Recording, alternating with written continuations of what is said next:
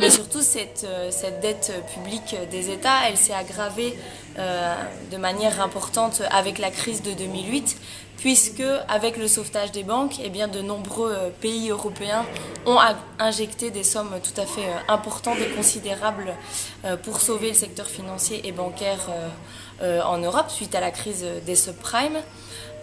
Et donc aujourd'hui, eh bien, les États européens ont une dette publique importante qui a pour son origine finalement une dette privée, une dette qui émane du secteur privé et du secteur bancaire. Et donc c'est pas à nous, en tant que population, en tant que travailleurs, chômeurs, etc., de payer les conséquences de cet endettement. Il faut aussi que les intérêts qu'il y a sur cette dette s'arrêtent en même temps que le paiement de la dette, sinon on va se retrouver dans quelques années à devoir payer, si jamais le paiement de la dette recommence, à devoir payer beaucoup plus que ce qu'on devait, ce qui est un peu illogique, à demander la mise en place d'un audit de la dette, et donc sous contrôle bien sûr de représentants de mouvements sociaux, des syndicats. Bien sûr, il n'est pas question que ce soit finalement les gouvernements en place et les partis politiques en place qui gèrent cet audit de la dette, puisque ça serait finalement ceux qui ont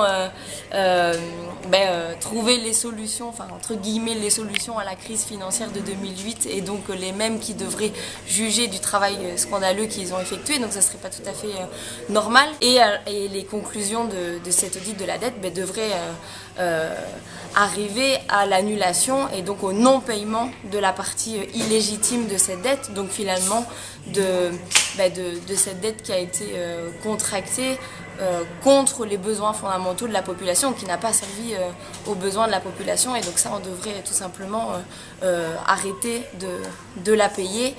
Et toutes ces mesures doivent bien sûr s'accompagner d'autres mesures radicales de changement de système fiscal, d'abolition des institutions financières internationales, etc.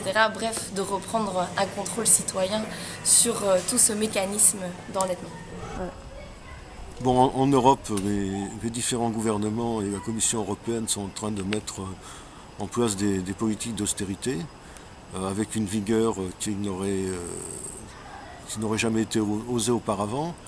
Et on a l'impression qu'ils utilisent les événements qui se sont déroulés dans certains pays de la périphérie de la communauté, comme la Grèce et l'Irlande, pour soumettre l'ensemble des populations de l'Union européenne, l'ensemble des travailleurs de l'Union européenne à des cures d'austérité, avec remise en cause des avantages sociaux, remise en cause des services publics.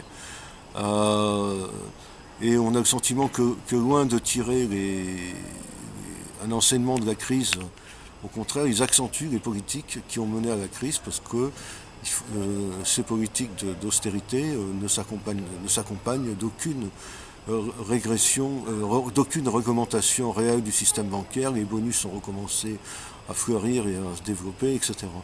Donc, en fait, la crise de la dette dans un certain nombre de pays est utilisée comme un prétexte pour faire passer la pilule vis-à-vis de l'ensemble de l'Union européenne.